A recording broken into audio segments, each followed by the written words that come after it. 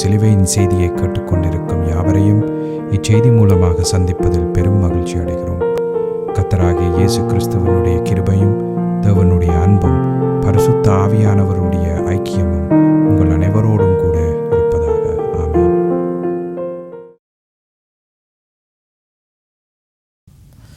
நான் போல் பாலபாஸ்கரன். நான் ஒரு இவாஞ்சலிஸ்ட். சிலுவையின் செய்தி என்ற இந்த நிகழ்ச்சியில் என் சகோதரர்கள், என் சகோதரிகள், என் நண்பர்கள் எல்லோரையும் மறுபடியும் சந்திப்பதில் நான் பெரும் மகிழ்ச்சி அடைகிறேன். இந்த அருமையான நேரத்தை கர்த்தராகிய இயேசு கிறிஸ்து எங்களுக்கு ஒதுக்கி தந்திருக்கிறார். இந்த நேரத்தில் கர்த்தருடைய வேத வார்த்தைகளை உங்களோடு பகிர்ந்து கொள்வது எனக்கு மிகுந்த சந்தோஷத்தை அளிக்கிறது என்பதை நீங்கள் அறிந்து கொள்ள வேண்டும். கர்த்தருடைய வேத வார்த்தை என சொல்லப்படும் பொழுது அது எந்த காலத்திலும் சிலுவையில் அறையப்பட்ட இயேசு கிறிஸ்துவையே பிரகடனப்படுத்துகிறது என்ற உண்மையை நாம் தெளிவாக அறிந்து அதனை நம்முடைய இருதயத்தில் நிலைநாட்டி வைத்திருக்க வேண்டும். ஏனென்று சொன்னால் நம்முடைய இருதயத்தில் எந்த நேரத்திலும் சோதனைகள் ஏற்படலாம். அப்போ இந்த சோதனைகள் ஏற்பட்டு வேறொரு விசுவாசத்துக்கு நாம் திசை திருப்பப்படலாம். அப்போ நாம் வேறொரு விசுவாசத்துக்கு திசை திருப்பப்படும் பொழுது இந்த வேத வார்த்தை, சிலுவையில் அறையப்பட்ட இயேசு கிறிஸ்து என்ற வேத வார்த்தை நம்முடைய இருதயத்தில் இருக்குமா இருந்தால் பரிசுத்த ஆவியானவர் அந்த வேத வார்த்தைக்கு ஞாபகமூட்டி அந்த வேத வார்த்தையில் சொல்லப்பட்டிருக்கிற மாதிரி அதற்கு உடனடியாக திரும்பு என்று சொல்லி ஒரு விசுவாசியை வழி நடத்துவார். ஆனபடியால் தான் இந்த வேத வார்த்தை ஒவ்வொரு கிறிஸ்தவனுடைய இருதயத்திலும் நிலையாக நாட்டப்பட வேண்டும். அப்போ ஆதியாகமம் 1:1 இருந்து வெளி 22:21 வரைக்கும் சொல்லப்பட்ட வேத வாக்கியங்கள் எல்லாம் சிலுவையில் அறையப்பட்ட இயேசு கிறிஸ்துவையே பிரகடனப்படுத்துகிறது என்ற உண்மையை நாம் தெளிவாக அறிந்திருக்க வேண்டும். இப்பொழுது நாம் வேத வார்த்தைக்கு கடந்து செல்வோம். ரோமர் 8:2 கிறிஸ்து இயேசுவினாலே ஜீவனுடைய ஆவியின் பிரமாணம் என்ன பாவம் மரணம் என்பவைகளின் பிரமாணத்தில் நின்று விடுதலை ஆக்கிட்டே. மறுபடியும் வாசிக்கிறேன். ரோமர் 8:2 கிறிஸ்து இயேசுவினாலே ஜீவனுடைய ஆவியின் பிரமாணம் என்னை பாவம் மரணம் என்பவைகளின் பிரமாணத்தில் நின்று விடுதலை ஆக்கிட்டே. இந்த வேத வார்த்தைக்கு நான் தெரிந்து கொண்ட தலையங்கம் கிறிஸ்து இயேசுவினாலே ஜீவனுடைய ஆவியின் பிரமாணம். கிறிஸ்து இயேசுவினாலே ஜீவனுடைய ஆவியின் பிரமாணம். இப்பொழுது இது பற்றி விவரமாக நாம் அறிந்து கொள்வதற்கு ஏதுவாக நாம் ஜெபத்திற்கு கடந்து செல்லுவோம். அருமையானங்கள் பிதாவே, உமக்கு ஸ்தோத்திரம். பரலோகத்தின் தேவனே, உமக்கு அன்றைக்கும் ஸ்தோத்திரம். உம்முடைய குமாரன் இயேசு கிறிஸ்துவ பலியாக சிலுவையிலே ஒப்பு கொடுத்து அவருடைய விலையேறப்பெற்ற இரத்தத்தினால் தேவரை நீரங்களை மீட்டுக்கொண்டீர். அதற்காக உமக்கு அன்றைக்கும் ஸ்தோத்திரம். காலதோறும் உம்முடைய கிருபைகள் புதியவைகளாக இருப்பதற்காக ஸ்தோத்திரம். கிருபையினாலும் இரக்கங்களினாலும் தேவரை நீரங்களை முடிசூட்டினீர். அதற்காக அன்றைக்கும் ஸ்தோத்திரம். நாங்கள் நிர்மூலமாகாமல் இருப்பது உம்முடைய கிருபையே. அதற்காக அன்றைக்கும் ஸ்தோத்திரம். அருமையான பிதாவே, இதனை இந்த நேரத்தில் கேட்டுக்கொண்டிருக்கிற என் சகோதர சகோதரிகள் நண்பர்கள் எல்லோரையும் தேவரீர் ஆசீர்வதித்து அபிஷேகித்து உம்முடைய வேத வார்த்தைகளை அறிந்து கொள்ளக்கூடிய பாக்கியத்தை அவர்களுக்கு கொடுத்தருள வேண்டும் என்றும், அதே நேரம் அடியேனையும் அபிஷேகித்து உம்முடைய பரிசுத்த ஆவியானவர் தாமே முன்னின்று போதனையை செய்ய வேண்டும் என்று இயேசு கிறிஸ்துவின் நாமத்தினால் கேட்டுக்கொள்கிறேன் பிதாவே. ஆமேன் அண்ட் ஆமேன் அண்ட் ஆமேன். கடந்த செய்தியில் நான் குறிப்பாக உங்களுக்கு சொல்லியிருந்தேன், ஒரு விசுவாசி தன்னுடைய சொந்த பலத்தில் தங்கி இருக்கும் பொழுது கிறிஸ்து இயேசுவினாலே ஜீவனுடைய ஆவியின் பிரமாணம் அவனில் செயல்படுவது இல்லை என்று நான் உங்களுக்கு சொல்லியிருந்தேன். ஏனென்றால் பரிசுத்த ஆவியானவர் செய்ய வேண்டியதை விசுவாசி தன்னுடைய சொந்த பலத்தினால் செய்ய முயற்சிக்கும் பொழுது அவன் ஆவிக்குரிய வேசித்தனத்தில் ஈடுபட்டிருக்கிறபடியினால் விசுவாசியினுடைய அத்தகைய முயற்சிக்கு பரிசுத்த ஆவியானவர் உதவுவது இல்லை. இது ஒரு மிக முக்கியமான ஒரு ஸ்டேட்மெண்ட். ஒவ்வொரு கிறிஸ்தவனும் அறிந்து கொள்ள வேணும். அப்போ கிறிஸ்தவர்கள் பரிசுத்த ஆவியானவர் செயற்படுவதை அனுமதிக்க வேணும். பரிசுத்த ஆவியானவர் செயற்பட்டு அவரே அவனில் என்ன செய்ய வேணும் என்று அவரே வழி நடத்த வேண்டும். அப்போ அவர் செய்ய வேண்டியதை விசுவாசி தன்னுடைய சொந்த பலத்தினால செய்ய முயற்சித்தால் தேவன் அதனை ஆவிக்குரிய வேசித்தனம் என்று பார்க்குறார். அப்போ ஆவிக்குரிய வேசித்தனத்தில் ஒருவன் ஈடுபடுவதனால அப்படிப்பட்ட விசுவாசிக்கு அவனுடைய முயற்சிகள் ஒன்றுக்கும் பரிசுத்த ஆவியானவர் உதவி செய்வர் இல்லை என்பதை ஒவ்வொரு கிறிஸ்தவனும் தெளிவாக அறிந்து கொள்ள வேண்டும். ஆவிக்குரிய வேசித்தனம் என்றால் என்ன என்பதை சற்று அறிந்து கொள்கிறது நல்லது. நான் இதை பற்றி விவரமாக ரோமர் 7ஆம் அதிகாரத்தில் நான் பிரசங்கித்திருக்கிறேன். ஆவிக்குரிய வேசித்தனம் என்று சொன்னால் ஒருவன் இயேசு கிறிஸ்துவை ஏற்றுக்கொண்ட பொழுது அவரை திருமணம் செய்திருக்கிறான்.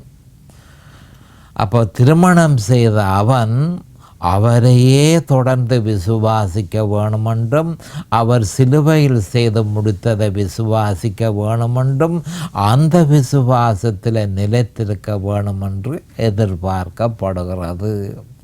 ஆனால் அவன் வேறொன்றுக்கு திசை திருப்பினால், அப்போ இயேசு கிறிஸ்துவை விசுவாசிக்கிறதற்கு பதிலாக அவர் சிலுவையில் செய்து முடித்ததை விசுவாசிக்கிறதற்கு பதிலாக வேறொன்றுக்கு அவன் திசை திருப்புவானாய் இருந்தால் அவன் வேசித்தனம், ஆவிக்குரிய வேசித்தனத்தில் ஈடுபட்டிருக்கிறான்.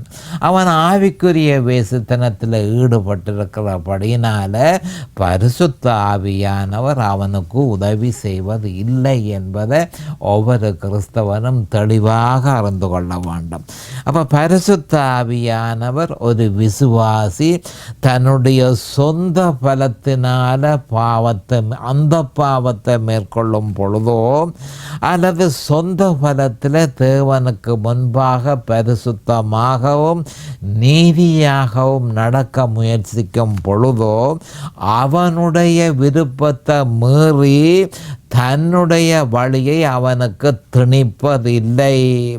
வலோர்காரமாக தன்னுடைய வழியை பரிசுத்த ஆவியானவர் திணிப்பது இல்லை என்பது ஒவ்வொரு கிறிஸ்தவனும் அறிந்து கொள்ள வேண்டும். அப்போ இப்படி இருக்க முழு வேதாகமத்தில் மிகவும் முக்கியத்துவம் வாய்ந்த ஒரு வேதவசனமாக ரோமர் 8:2 கருதப்படுகிறது. இந்த ஒரு வசனத்திலேயே பரிசுத்த ஆவியானவர் எப்படி செயற்படுகிறார், பரிசுத்த ஆவியானவர் எப்படி செயற்படுகிறார் என்பது வெளிப்படுத்தப்பட்டிருக்கிறது. அப்போ துரதிர்ஷ்டவசமாக அநேகமான கிறிஸ்தவர்கள் பரிசுத்த ஆவியானவர் ஒரு விசுவாசியில் எந்த அடிப்படையில் செயற்படுகிறார், அவர் செய்வது என்ன, அதை எப்படி செய்கிறார் என்பவைகளை பற்றிய அறிவு அறவே அற்றவர்களாக கிறிஸ்தவர்கள் இருக்கிறார்கள். இது வேதனைக்குரிய விஷயம். ஏனென்று சொன்னால் கவனமாக கேட்டுக்கொள்ளுங்கள். இயேசு கிறிஸ்து எல்லாவற்றையும் நமக்காக சிலுவையில் செய்து முடித்து இட் இஸ் ஃபினிஷ்ட் என்று சொல்லி அவர் பிரகடனப்படுத்தி இருக்கிறார். அப்போ அவர் சிலுவையில் செய்து முடித்த நன்மைகள் எல்லாவற்றையும் நமக்கு தருகிறவர் பரிசுத்த ஆவியானவர். ஆவியானவரே. ஆனால் அந்த பரிசுத்த ஆவியானவர் எப்படி அவர் செயல்படுகிறார், எந்த அடிப்படையில் செயல்படுகிறார், அவர் செய்வது என்ன, அதை எப்படி செய்கிறார் என்பவைகளை பற்றி நாம் அறியாதிருக்கிறது வேதனைக்குரிய ஒரு விஷயம். அப்படி அறியாதிருந்தால் எப்படி பரிசுத்த ஆவியானவர் கிறிஸ்து நமக்காக செய்த பலாபலன்களை நமக்கு தர முடியும்? அப்போ ஆவியானவர் நிச்சயமாகவே விசுவாசிக்கு உதவுகிறவராக இருக்கிறார். அப்போ தேத்தரவாளனாக பிதாவினிடத்தில் இருந்து இயேசு கிறிஸ்துவை ஏற்றுக்கொண்ட ஒவ்வொருவனுக்கும் நம்முடைய ஆண்டவர் பரிசுத்த ஆவியை அனுப்புகிறார். அப்போ பரிசுத்த ஆவியானவர் தேத்தரவாளனாக அவனோடு இருந்து அவனுக்கு உதவி செய்வதற்காகவே வந்திருக்கிறார். அப்போ அந்த கிறிஸ்தவன் அவர் என்ன, அதாவது எந்த அடிப்படையில் செயற்படுகிறார் என்பதை அறியாதிருந்தால் அவரிடத்தில் இருந்து பெற வேண்டிய பலாபலன்கள் ஒன்றையும் பெற முடியாமல் போய்விடும். அப்போ ஆவியானவர் நிச்சயமாகவே விசுவாசிக்கு உதவுகிறவராக இருந்தாலும் அந்த கிறிஸ்தவன் தேவனால நியமிக்கப்பட்ட வழியை தவிர்த்து தன் சொந்த பலத்தில் செயற்பட முயற்சித்தால் அவருடைய செயற்பாடு அவனில் தடபெறும். அவருடைய செயற்பாடு அவனில் தடபெறும் என்பதை நாம் தெளிவாக அறிந்திருக்க வேண்டும். அப்போ தடபெறும் பொழுது நிர்பந்தமான கிறிஸ்தவ வாழ்க்கையை அவன் அனுபவிக்க நேரிடும் என்பது ஒவ்வொரு கிறிஸ்தவர்களும் அறிந்து கொள்வார்களாக. இதே மாதிரியான ஒரு சங்கடம் பவுல் அப்போஸ்தலருக்கும் ஏற்பட்டது. அவர் தன்னுடைய சொந்த பலத்தில் நடக்க முயற்சித்ததனால பரிசுத்த ஆவியானவர் அவரில் இருந்தும் அவர் செயற்படவில்லை. அவர் செயற்படவில்லை என்ற உடனே அந்த பாவம் அவரில் செயற்பட்டது. நிர்பந்தமான கிறிஸ்தவ வாழ்க்கை அவர் அனுபவிக்க வேண்டியதாக போய்விட்டது. ஏன்? பாவம் மரணம் என்ற பிரமாணம் அவரில் செயற்பட தொடங்கிவிட்டது. ஆனபடியால் தான் ரோமர் 7:24 நிர்பந்தமான மனுஷன் நான், இந்த மரண சரீரத்தில் நின்று யார் என்ன விடுதலை ஆக்குவார் என்று சொல்லி ரோமர் 7:24 அவர் சொல்லியிருக்கிறார். அப்போ ஜீவன் எப்பொழுதும் கிறிஸ்துவனிடத்திலேயே இருக்கிறது என்ற ஒரு உண்மையை கிறிஸ்தவர்கள் அறிந்து கொள்ள வேண்டும்.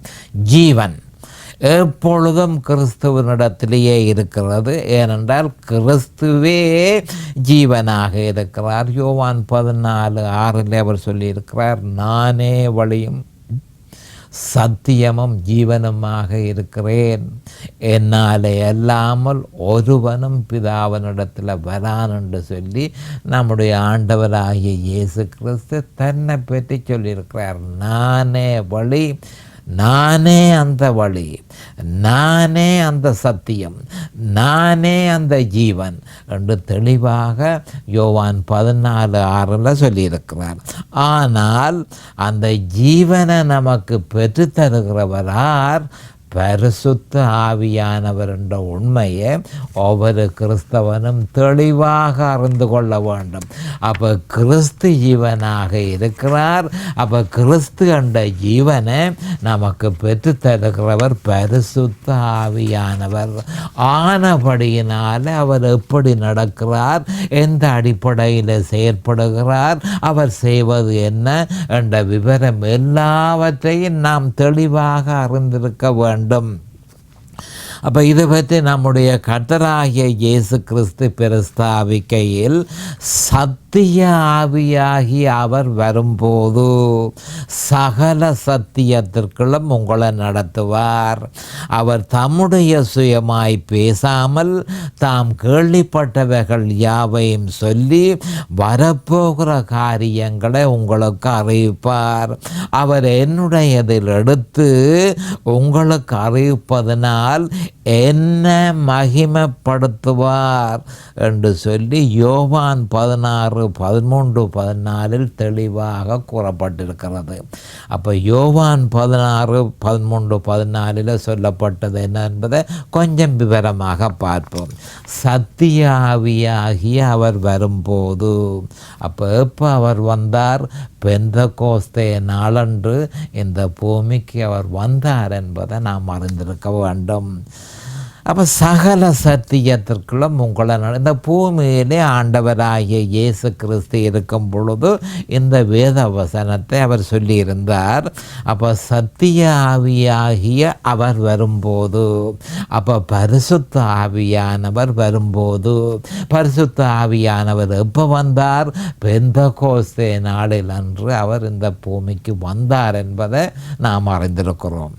அப்போ அவர் என்ன செய்கிறார் என்றால், சகல சத்தியத்திற்குள்ளும் உங்களை நடத்துவார். அப்போ என்ன சொல்லப்பட்டிருக்கிறது என்றால், ஒரு கிறிஸ்தவன் கிறிஸ்துவிலும் அவர் சிலுவையில் நிறைவேற்றியதிலும் தன்னுடைய விசுவாசத்தை உறுதியாக வைத்திருப்பானாயின் சகல சத்தியத்திற்குள்ளும் அவர் வழி நடத்துவார் என்று நம்முடைய ஆண்டவர் தெளிவாக சொல்லியிருக்கிறார். சத்தியாவியாகி அவர் வரும்பொழுது சகல சத்தியத்திற்குள்ளும் உங்களை நடத்துவார். எப்போ சகல சத்தியத்திற்குள்ளும் உங்களை நடத்துவார்? நீங்கள் இயேசு கிறிஸ்துவையும் அவர் சிலுவையில் நிறைவேற்றியதை விசுவாசித்து அந்த விசுவாசத்தில் நிலைத்திருக்கும் பொழுது சத்திய ஆவியானவர் சகல சத்தியத்திற்குள்ளும் உங்களை நடத்துவார். அவர் தம்முடைய சுயமாய் பேசாமல், அப்போ அவர் நம்மால் தன்னை பிரசித்தப்படுத்த அவர் வரவில்லை. அவர் கிறிஸ்துவை பிரதிநிதித்துவம் பண்ணவே இந்த பூலோகத்துக்கு வந்தார் என்பதையே அவர் தம்முடைய சுயமாய் பேசாமல் தாம் கேள்விப்பட்டவைகள் யாவையும் சொல்லி, அப்போ கிறிஸ்து என்ன செய்தார் என்ற விஷயம் எல்லாவற்றையும் அவர் பிரகடனப்படுத்துவார். அவர் கிறிஸ்து என்ன செய்தார் என்றதை பற்றி அவர் பிரகடனப்படுத்துவார். வரப்போகிற காரியங்களை உங்களுக்கு அறிவிப்பார். அப்போ அந்த நேரத்தில் புதிய உடன்படிக்கை செய்யப்படவில்லை. ஆனபடியால் வரப்போகிற காரியங்கள் என்னத்தை பற்றி சொல்லப்பட்டிருக்கிறது? புதிய உடன்படிக்கையை பற்றி சொல்லப்பட்டிருக்கிறது. அந்த புதிய உடன்படிக்கையை பற்றி உங்களுக்கு அறிவிப்பார். அந்த உடன்படிக்கையில் உங்களுக்கு பங்கு இருக்கு. அந்த உடன்படிக்கையை நீங்கள் காப்பாற்ற வேண்டும். கிறிஸ்து உங்களுக்காக அந்த உடன்படிக்கையை செய்தார். அந்த உடன்படிக்கையில் இருக்கும் பொழுதே சகல நன்மையும் நாம் பெற முடியும் என்பதை நாம் அறிந்து கொள்ள வேண்டும். அவர் என்னுடையதில் எடுத்து பெனிஃபிட்ஸ், அதாவது சிலுவையில் ஏற்பட்ட சகல பலாபலன்கள், சிலுவையில் கிறிஸ்து மரித்ததனால ஏற்பட்ட சகல நன்மைகளையும் உங்களுக்கு அறிவிப்பதனால் என்ன மகிமைப்படுத்துவார். அப்போ இது யாருக்கு அறிவிக்கப்பட்டிருக்கு? பவுல் அப்போஸ்தலருக்கு இந்த பாரிய வெளிப்பாடு ரோமர் 6ஆம் அதிகாரத்தில் வெளிப்படுத்தப்பட்டிருக்கு. மனுஷகுலம் மரித்து கொண்டிருக்கிற மனுஷகுலத்தை முற்று முழுதுமாக இயேசு கிறிஸ்து சிலுவையில் நிறைவேற்றினதன் மூலம் விடுதலை கொடுப்பார் என்ற விவரம் பவுல் அப்போஸ்தலருக்கு தெளிவாக ரோமர் 6ஆம் அதிகாரத்தில் கொடுத்திருப்பதையே அவர் என்னுடையதில் எடுத்து உங்களுக்கு அறிவிப்பதனால், அப்போ இயேசு கிறிஸ்து செய்த நன்மைகள், சிலுவையில் செய்த நன்மைகள் எல்லாவற்றையும் எடுத்து உங்களுக்கு அறிவிப்பதனால் பவுல் அப்போஸ்தலருக்கு அந்த வெளிப்பாடு கொடுக்கப்பட்டிருக்கிறது. பவுல் அப்போஸ்தலர் மூலம் எங்களுக்கு அந்த வெளிப்பாடு தரப்பட்டிருக்கிறது. அப்படியாக அவர் கிறிஸ்துவை மகிமைப்படுத்துவார். அப்போ பரிசுத்த ஆவியானவர் கிறிஸ்துவையே மகிமைப்படுத்துவார் என்று சொல்லி யோவான் 16:13-14 சொல்லப்பட்டிருக்கிறது. இப்படி இருக்க அது எப்படி ஜீவனுடைய ஆவியின் பிரமாணம் ஒரு விசுவாசிய பாவ பாவம் மரணம் என்ற பிரமாணத்தில் நின்று விடுதலை ஆக்குகிறது என்ற விவரத்தை என்ற விஷயத்தை பற்றி சற்று விவரமாக பார்ப்போம். இந்த பூலகத்தில் மிகுந்த வல்லமை உள்ள தேவனுடைய இரு பிரமாணங்கள் நடைமுறையில் இருப்பதை ரோமர் 8:2 மூலம் காணக்கூடியதாக இருக்கிறது. ஒன்று பாவம் மரணம் என்ற பிரமாணம், மற்றது ஜீவனுடைய ஆவியின் கிறிஸ்து இயேசுவினாலே ஜீவனுடைய ஆவியின் பிரமாணம் என்பதை நாம் அறிந்து கொள்ள வேண்டும். அப்போ பாவம் மரணம் என்ற பிரமாணம் என்ன, அதனுடைய முக்கியத்துவம் என்ன?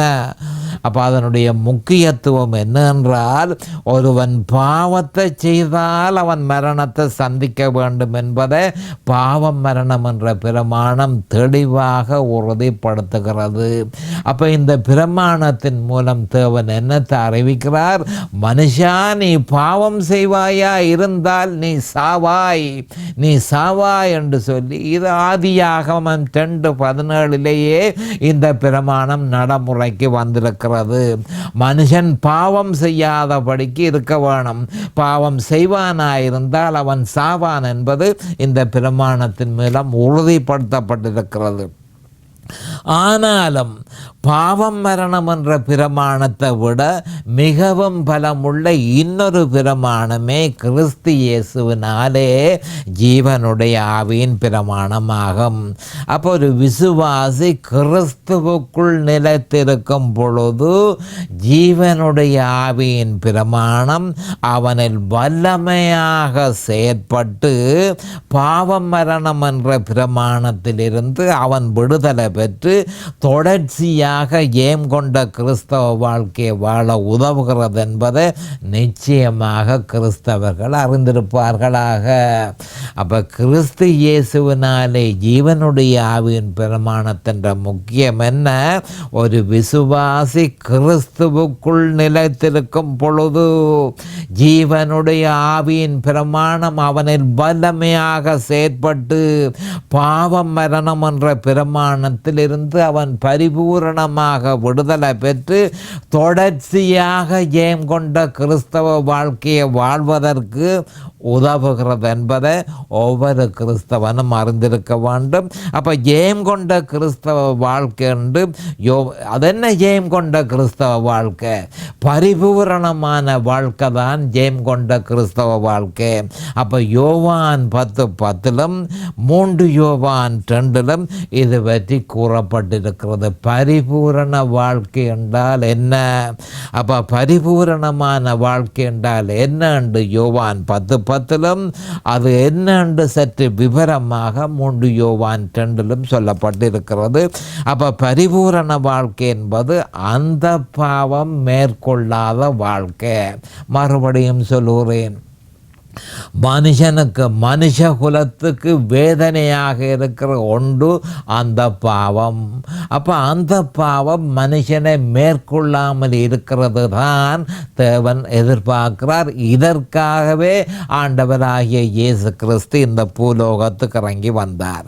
அப்போ பரிபூரண வாழ்க்கை என்றால் என்ன என்று சொன்னால் அந்த பாவம் மேற்கொள்ளாத வாழ்க்கை என்று சொல்லி, அப்போ இது பற்றி ரோமர் 6:14 நமக்கு தெளிவாக சொல்லப்பட்டிருக்கிறது. நாம் பரிபூரணமான வாழ்க்கையை கிறிஸ்துவுக்குள் வாழ வேண்டும் என்பதே தேவனுடைய எதிர்பார்ப்பு. அப்போ ஒவ்வொரு மனுஷனும் பரிபூரணமான வாழ்க்கையை வாழ வேண்டும். அதற்காகவே நான் இந்த பூலோகத்துக்கு வந்தேன் என்று சொல்லி நம்முடைய ஆண்டவராகிய இயேசு கிறிஸ்து யோவான் 10:10 தெளிவாக சொல்லியிருக்கிறார். ஆயினும் ஒரு கிறிஸ்தவன் தேவனால் நியமிக்கப்பட்ட வழியை விலக்கி வேறெதற்கும் அது எவ்வளவு ஆவிக்குரிய கனம் நிறைந்ததாக இருந்தால் என்ன, எவ்வளவு ஆவிக்குரிய மகிமை நிறைந்ததாக இருந்தால் என்ன, அது எவ்வளவாய் வேத வார்த்தைகளினால் சோடிக்கப்பட்டிருந்தால் என்ன, அவன் தன்னுடைய விசுவாசத்தை திசை திருப்பி அதன் மூலமாக தேவனுக்கு முன்பாக வாழ முற்படின் நிச்சயமாக அந்த பாவம் மறுபடியும் உயிர் பெற்று எழுந்து அவனை மேற்கொள்ளும் என்பதை நாம் அறிந்து கொள்ள வேண்டும். மிக முக்கியமான ஒரு விஷயம். இது பற்றி ரோமர் 7:8-10 பவுல் அப்போஸ்தலர் என்ன சொல்லியிருக்கிறார்? ஏனென்று சொன்னால் அவரை பாவம் மேற்கொண்டது. அது என்ன மாதிரி மேற்கொண்டது என்ற விவரம் எல்லாத்தையும் ரோமர் 7:8-10 தெளிவாக சொல்லியிருக்கிற 8ஆம் வசனம். ரோமர் 7:8 பாவமானது கற்பனையினாலே சமயம் பெற்று சகலவித இச்சைகளையும் என்னில் நடப்பித்தது. நியாயப்பிரமாணம் இல்லாவிட்டால் பாவம் செத்ததாய் இருக்குமே. முன்னே நியாயப்பிரமாணம் இல்லாதவனாய் இருந்தபோது நான் ஜீவன் உள்ளவனாய் இருந்தேன். கற்பனை வந்தபோது பாவம் உயிர் கொண்டது, நான் மரித்தவனானேன். இப்படி இருக்க ஜீவனுக்கு ஏதுவான கற்பனையே எனக்கு மரணத்துக்கு ஏதுவாய் இருக்க கண்டேன். அப்போ கற்பனை ஜீவனுக்கு ஏதுவானது கற்பனை ஜீவனுக்கு ஏதுவானது, அதுவே எனக்கு மரணமாக போய்விட்டது என்று சொல்லி பவுல் அப்போஸ்தலர் தெளிவாக சொல்லியிருக்கார். அப்போ கிறிஸ்துவுக்குள் இருப்பதே தேவனால் நியமிக்கப்பட்ட வழியாகும். ஒவ்வொருவனும் கிறிஸ்துவுக்குள் இருக்க வேண்டும் என்பதே தேவனால் நியமிக்கப்பட்ட வழி. இது பற்றி ரோமர் 8:1-2 தெளிவாக பரிசுத்த ஆவியானவர் அறிவித்திருக்கிறார். அப்போ எவன் கிறிஸ்துவுக்குள் இருக்கிறானோ அவனே உன்னதமானவருடைய மறைவுக்குள்ளும் இருக்கிறான் என்பதை அறிந்து கொள்ள வேண்டும். அவனே பூர்வ பாதையை அறிந்தவன். அதென்ன பூர்வ பாதை? ஆபிரகாமின்ற பாதை, ஈசாக்கினுடைய பாதை, யாக்கோபினுடைய பாதை. அவர்கள் இந்த வழியாகத்தான் நடந்தார்கள். அப்போ இதுவே பூர்வ பாதை என்று சொல்லப்பட்டிருக்கிறது. சிலுவையில் அறையப்பட்ட இயேசு கிறிஸ்துவே அந்த பூர்வ பாதை. அப்போ உன்னதமானவருடைய மறைவில் இருக்கிறவனே பூர்வ பாதையை அறிந்தவன் என்பதை நாம் அறிந்து கொள்ள வேண்டும். தேவனால் எரேமியா 6:16 இது பற்றி விபரமாக சொல்லப்பட்டிருக்கிறது. அப்போ தேவனாலே அவனுக்கு கொடுக்கப்பட்ட அந்த விசுவாசத்தை விலக்கி வேறு எந்த வழியையும் ஒரு விசுவாசி பின்பற்றுவானாய் இருந்தால் பாவம் மரணம் என்ற பிரமாணம் அவனில் ஆளுகை செய்யும் என்பதை நிச்சயமாக கிறிஸ்தவர்கள் அறிவார்களாக. அப்போ ரோமர் 7:8-10 பாவம் எப்படி தன்னை மேற்கொண்டது என்று சொல்லி பவுல் அப்போஸ்தலர் தெளிவாக கூறியிருக்கிறார். நன்மைக்கு ஏதுவானது தனக்கு மரணத்துக்கு ஏதுவாக போய்விட்டது என்று சொல்லியிருக்கிறார். அப்போ ஜீவனுக்கு ஏதுவானது தனக்கு மரணத்துக்கு ஏதுவாக போய்விட்டது என்று சொல்லியிருக்கிறார். அப்போ ஜீவனுக்கு ஏதுவான கற்பனையே எனக்கு மரணமாக போய்விட்டது என்று சொல்லியிருக்கிறார். அப்போ நல்லதென்று நான் நினைத்து அதில் தங்கி இருக்கும் பொழுது அந்த விசுவாசத்தை விட்டு நான் விலகினபடியினால் 1 கொரிந்தியர் 2:2 சொல்லப்பட்டிருக்கிறபடி நான் நிலைத்திராததனால, அதாவது பாவம் என்ன மேற்கொண்டது என்று சொல்லி பவுல் அப்போஸ்தலர் தெளிவாக சொல்லியிருக்கிறார். ரோமர் 7:24 நிர்பந்தமான மனுஷன் நான், இந்த மரண சரீரத்தில் நின்று யார் என்னை விடுதலை ஆக்குவார் என்று சொல்லியிருக்கிறார். இப்பொழுது நேரம் சமீபமாகிவிட்டது. இது பற்றி இன்னும் விவரமாக நாங்கள் பார்ப்பதற்கு ஏதுவாக அடுத்த செய்தியில் உங்களை நான் சந்திக்கிறேன். அதுவரை கர்த்தராகிய இயேசு கிறிஸ்துவின் நாமத்தினால் நான் உங்களை ஆசீர்வதிக்கிறேன்.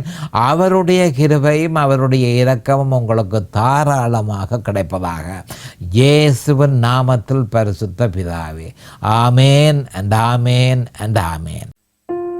இந்த சிலுவையின் செய்தியை கேட்பவர்கள் அதில் ஆவிக்குரிய பலனை பூரணமாக அடைய வேண்டும் என்பதே நம்முடைய பிரார்த்தனையாகும். தொலைபேசி மூலம் தொடர்பு கொள்ள விரும்புவோர் 647-465-1224 மூலமும், இமெயில் மூலம் தொடர்பு கொள்ள விரும்புவோர் paulbalabhaskaran@gmail.com மூலமும் தொடர்பு கொள்ளலாம்.